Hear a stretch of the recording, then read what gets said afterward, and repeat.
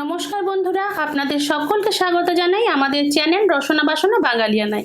आज आमी आपनादेर साथे शेयर करते जाচ্ছি एकटी भिन्न स्वादेर डिजार्ट, ता हलो केशरी पाइनएप्पल शीरा। रेसिपिटा खूबই साधारण एबं एर उपकरणगुलिও हातेर काছে पाওয়া যায়।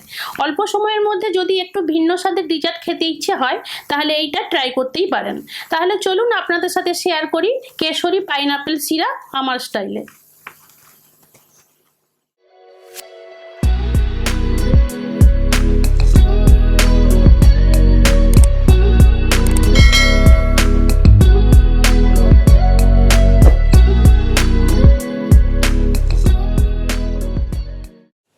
केशरी पाइनएप्पल शीरा बनाते आमार लागছে पाइनएप्पल বা আনারস, তার সাথে লাগছে কেশর, পেস্তা কুচি, এখানে দু ধরনের বাদাম রয়েছে, কাজু আর আমন্ড, কিশমিশ, স্বাদ অনুযায়ী চিনি লাগবে, নুনও স্বাদ অনুযায়ী, সুজি আর ঘি লাগবে।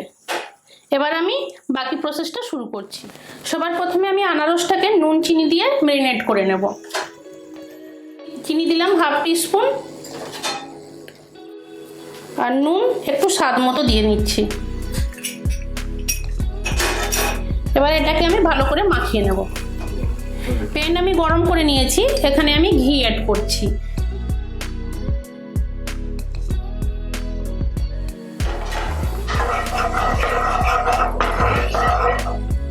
এর মধ্যে এবার আমি আনারসগুলো ভেজে নেব।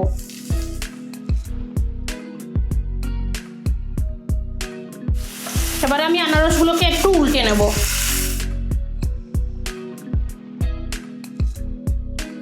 আনারসগুলোকে আমি দুদিকেই উল্টে পাল্টে নিয়েছি। এবার একটু আমি আঁচটাকে কমিয়ে দিয়ে ঢাকা দেব যাতে একটু সেদ্ধ হয়ে যায়। এবার দেখে নেব।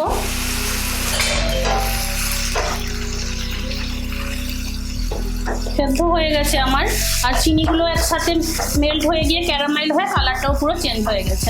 এবার আমি এই আনারসগুলোকে তুলে নেব। এবার আর একটু ঘি আমি অ্যাড করছি।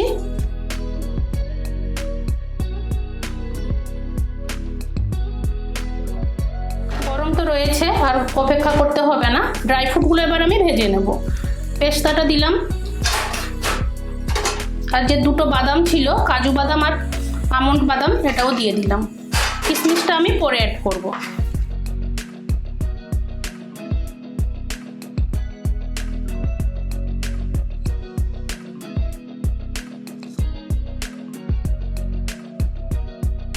এবার আমি কিশমিশটা দিয়ে দিচ্ছি। এটা আমার হয়ে গেছে, এটাকে এবার আমি তুলে নেব।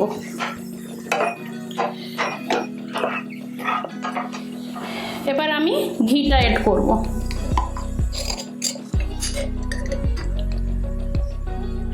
আবার ঘি দিলাম। এবার ঘিটা আমি একটু বেশি পরিমাণ দেব, কারণ আমি সুজিটাকে ভাজবো।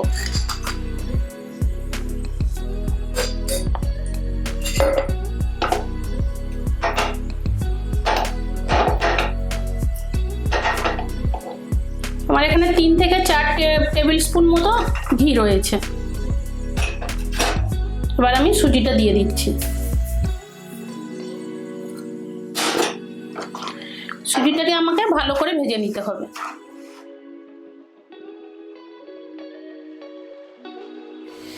সুজিটাকে আমি আস্তে আস্তে করে নেড়ে নিচ্ছি।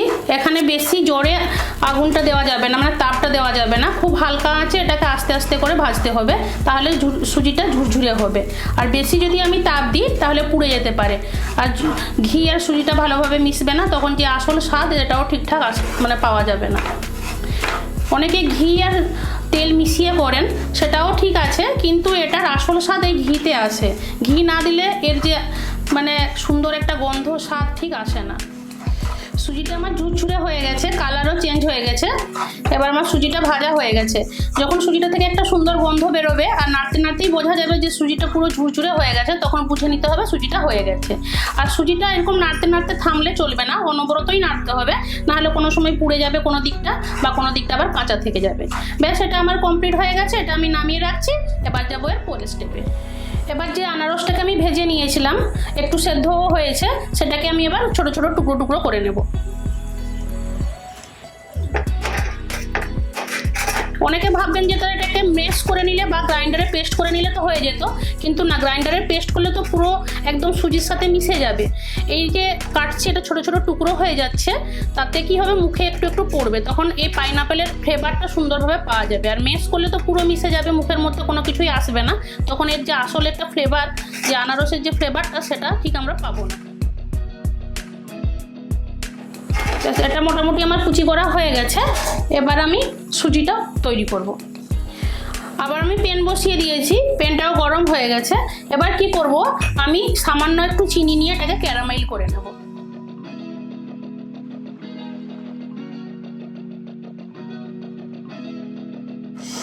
চিনিটা আমার ক্যারামেল হয়ে গেছে, এই সময় আমি জলটা ঢেলে দেবো।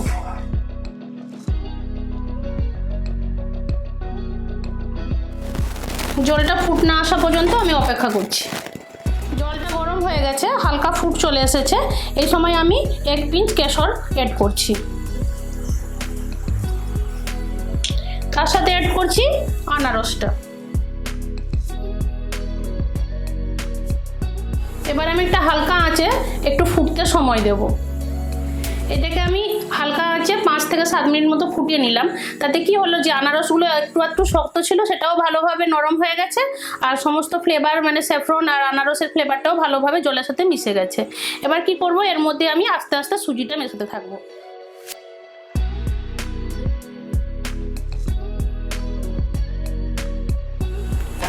এবার এর মধ্যে আমি যে ড্রাই ফ্রুটগুলো ভেজে রেখেছিলাম সেগুলো অ্যাড করছি। এবার আমি চিনিটা অ্যাড করছি। চিনিটা আমি সবসময় বলি মিষ্টি আপনারা যতটা নিজেরা পছন্দ করবেন সেই মতো দেবেন।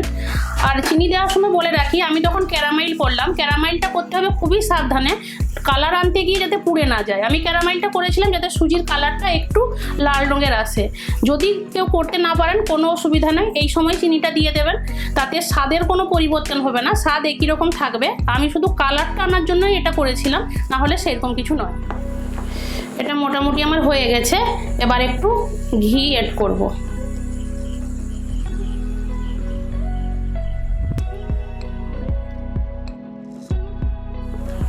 এটা আমার পুরোপুরিভাবে হয়ে গেছে।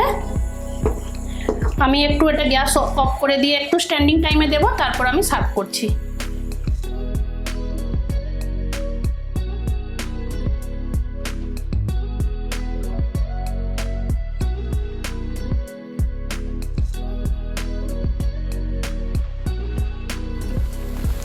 দেখলেন তো বন্ধুরা, কত অল্প সময়ে বানিয়ে ফেললাম এই সাধারণ ডিজার্টটা। আনারস দিয়ে তৈরি অনেক ধরনের ডিশের সাথেই আমাদের পরিচিতি রয়েছে, তবে এই রেসিপিটা একটু ভিন্ন স্বাদের। আনারস দিয়ে তৈরি এই ভিন্ন ধরনের অসাধারণ ডিজার্টটি আপনাদের কেমন লাগলো অবশ্যই আপনাদের মূল্যবান কমেন্ট দিয়ে জানাবেন, কারণ আপনাদের ভালো লাগলেই আমার সার্থকতা। আমার এই রেসিপিটা যদি আপনাদের ভালো লেগে থাকে লাইক করবেন, কমেন্ট করবেন, বন্ধু বান্ধবদের সাথে শেয়ার করবেন। নতুন বন্ধু হলে চ্যানেলটি সাবস্ক্রাইব করার অনুরোধ রইল। পুরনো যে বন্ধুরা চ্যানেলটির সাথে রয়েছেন, চ্যানেলটিকে সাপোর্ট করছেন, তাদেরকে জানাই অসংখ্য ধন্যবাদ। আজ এই পর্যন্ত। আগামী দিনে অন্য কোনো রেসিপি নিয়ে আবার দেখা হবে। ততক্ষণ সবাই ভালো থাকবেন, সুস্থ থাকবেন।